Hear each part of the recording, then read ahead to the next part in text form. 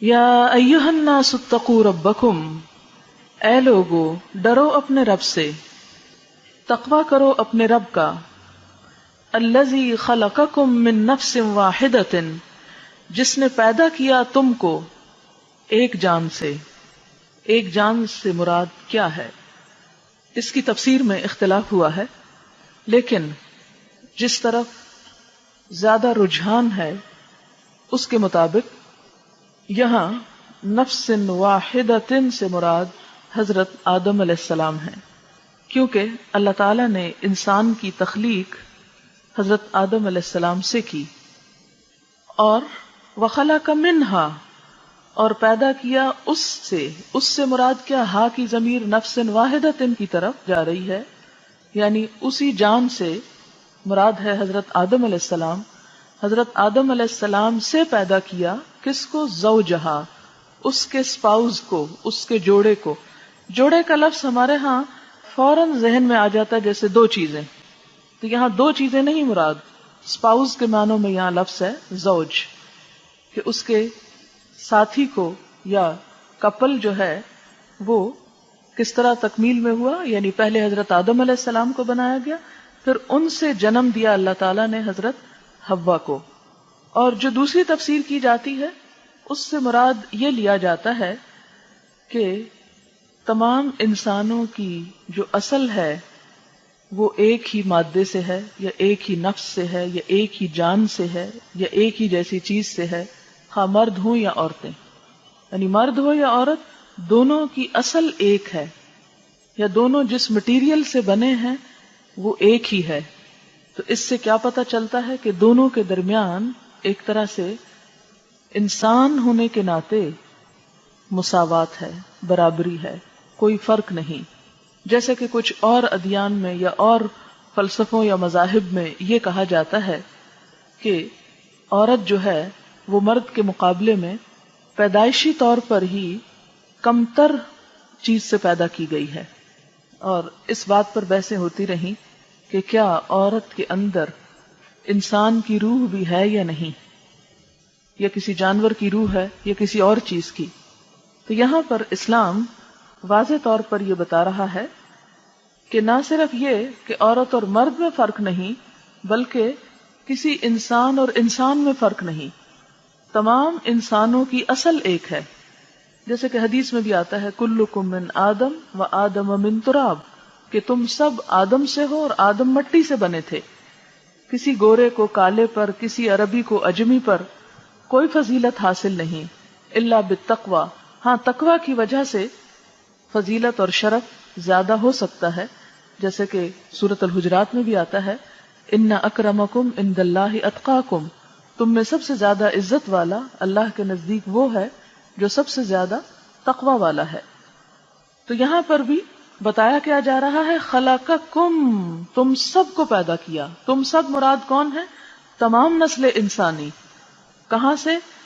من نفس واحدۃ، ایک نفس سے، یعنی حضرت آدم کی اولاد ہو، اور خلق منہا، اسی نفس سے یا آدم سے پیدا کیا گیا ان کی بیوی حضرت حوا کو۔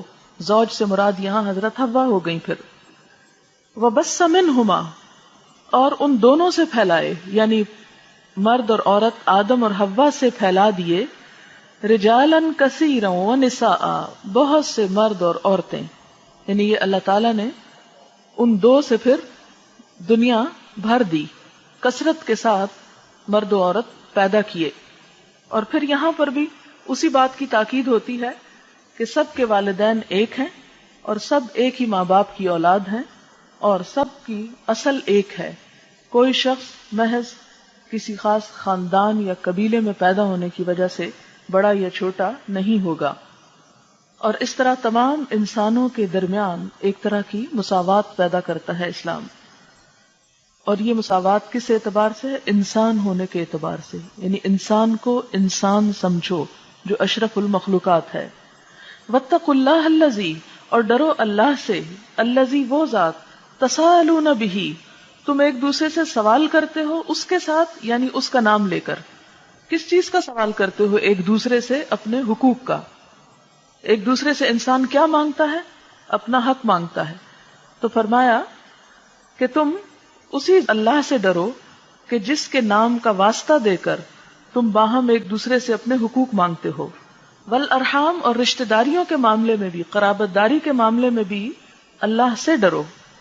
اب اس سے ایک بہت بڑی بات تو پہلے یہ پتہ چلتی ہے کہ رشتہ داری اور قرابت داری کے حقوق ادا کرنا اسلام کی بنیادی ذمہ داریوں میں سے ہے جو ایک انسان پہ ڈالی گئی، اور دوسرا اس ذمہ داری کو اللہ کے لیے ادا کرو، کسی پر احسان جتاتے ہوئے نہیں، کیونکہ ذمہ داری ادا کرنے سے پہلے ہی کہہ دیا گیا واتقوا اللہ الذی، ڈرو اللہ سے، یعنی اللہ کے ڈر سے، اللہ کی خاطر یہ کام کرو، اور اگر نہیں کرو گے تو یاد رکھو ان اللہ کان علیکم رقیبا، بے شک اللہ تم پر نگرانی کر رہا ہے، وہ تمہارے حال سے خوب واقف ہے کہ جہاں جو شخص جس طرح بھی زیادتی کرے گا یا دوسرے کا حق مار جائے گا تو وہ خود اس کا بدلہ لے لے گا۔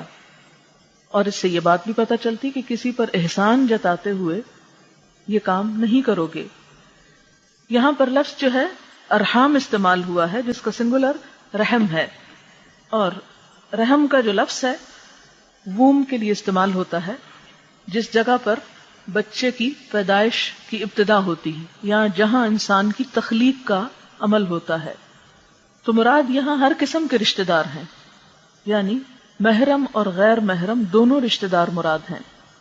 رشتہ داروں کے حقوق کے بارے میں قرآن پاک میں بار بار تاکید کی گئی، اور تقریباً 12 جگہیں ایسی ہیں قرآن پاک میں کہ جہاں واضح الفاظ میں رشتہ داروں کے حقوق کی ادائیگی کی طرف توجہ دلائی گئی۔ مثلاً سورۃ بنی اسرائیل میں آتا ہے وَآتِ ذَا الْقُرْبَى حَقَّهُ، رشتہ داروں کو ان کا حق دو۔ سورۃ البقرہ میں آتا ہے وَآتَ الْمَالَ عَلَى حُبِّهِ ذَوِي الْقُرْبَى، کہ اصل نیکی کیا ہے؟ باوجود ضرورت کے اللہ کی محبت میں رشتہ داروں کو دیتا ہے۔ سورۃ البقرہ میں ہی آتا ہے قُلْ مَا أَنفَقْتُم مِّن خَيْرٍ فَلِلْوَالِدَيْنِ وَالْأَقْرَبِينَ۔ سورۃ البقرہ میں ہی اور جگہ آتا ہے وَبِالْوَالِدَيْنِ إِحْسَانًا وَذِي الْقُرْبَى۔ النحل میں آتا ہے إِنَّ اللَّهَ يَأْمُرُ بِالْعَدْلِ وَالْإِحْسَانِ وَإِيتَاءِ ذِي الْقُرْبَى۔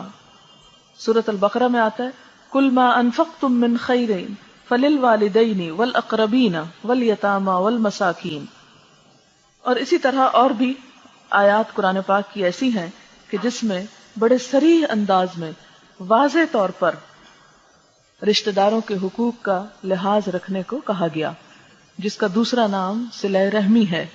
اور یہ سب کے لیے حکم ہے، کیونکہ کوئی انسان بھی رشتے کے بغیر ہے نہیں، ہر شخص کسی نہ کسی طرح کی رشتہ داری نبھا رہا ہے، کسی نہ کسی طرح کے تعلق میں بندھا ہوا ہے، کوئی شخص وجود میں آ ہی نہیں سکتا رشتہ داری کے بغیر۔ لہذا یہ ذمہ داری سب پر عائد ہوتی ہے۔ بہت سی احادیث میں ہمیں صلہ رحمی کی تلقین کی گئی ہے۔ مثلا بخاری کی ایک حدیث میں آتا ہے ان الرحم شجنۃ من الرحمن فقال اللہ من وصلک وصلته ومن قطعک قطعته، کہ رحم جو ہے شجنۃ من الرحمن، یہ لفظ رحمان سے مشتق ہے، یعنی رحم اور رحمان کا روٹ ایک ہی ہے، اصل ایک ہے۔